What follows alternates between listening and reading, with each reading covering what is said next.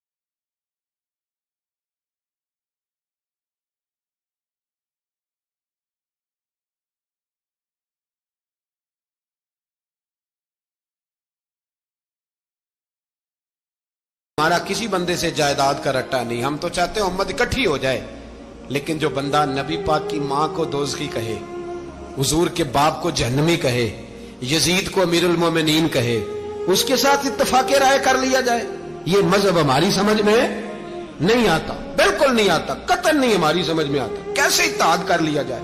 یہاں تو میرے بھائی جو ہمارے ابا کا مخالف ہو اس سے اتحاد نہیں ہوتا، اور جو نبی پاک کے والد کو دوزخی کہے اس سے اتحاد ہو جائے۔ کہتے ہیں جی وہ جی اتنی فرقہ واریت ہو گئی، ہم کس مسجد میں جائیں؟ 60 پارٹیاں پاکستان میں رجسٹرڈ ہیں جو الیکشن لڑتی ہیں، کبھی کسی بندے کو ٹینشن نہیں ہوئی کہ کس کے پاس جائیں کس کے پاس نہ جائیں، کبھی نہیں کو بولا کہ اب وہ بھی کھڑا ہو گیا، وہ بھی، کوئی ٹینشن نہیں۔ مذہب کی باری ٹینشن ہو جاتی ہے، اتنا بڑا مذہب ہوتا ہے بھائی، غلط بندے بھی آ ہی جاتے ہیں بیچ میں، تھوڑا پہچان کے چلنا پڑتا ہے صحیح کون ہے اور غلط۔ اور یہی تو ہمیں امام حسین نے بتایا ہے کہ مذہب کے اندر ہی تم نے شناخت کرنی ہے کہ بندہ ٹھیک کون ہے اور بندہ غلط۔ یہی تو کربلا ہے، یہی تو امام حسین نے بتایا، کفر اسلام نہیں، حق اور باطل۔ تو سمجھیے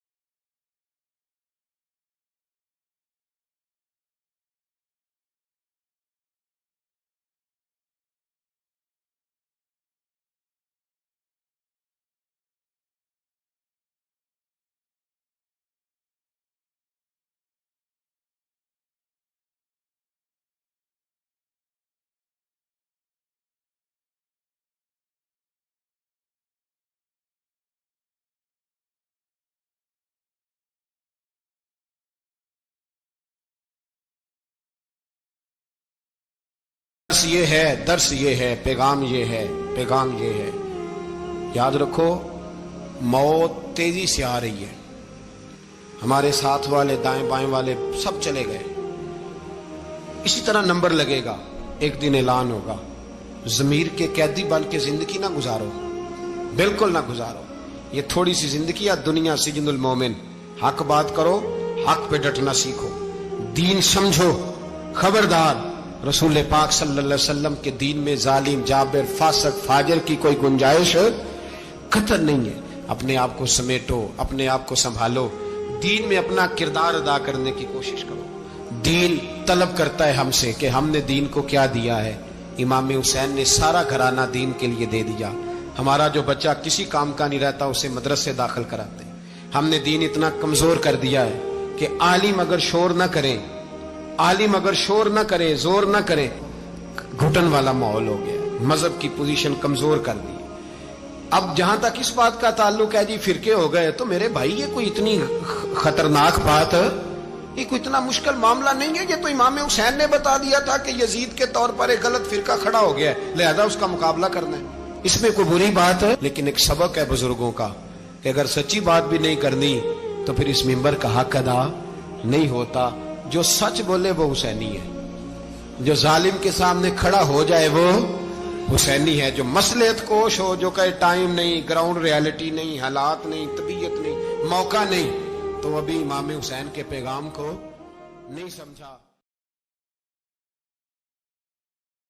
یہ راہ حق ہے سنبھل کے چلنا، یہاں ہے منزل قدم قدم پہ پہنچنا، در پہ تو کہنا آقا سلام لیجیے غلام آیا، یہ کہنا آقا بہت سے عاشق تڑپتے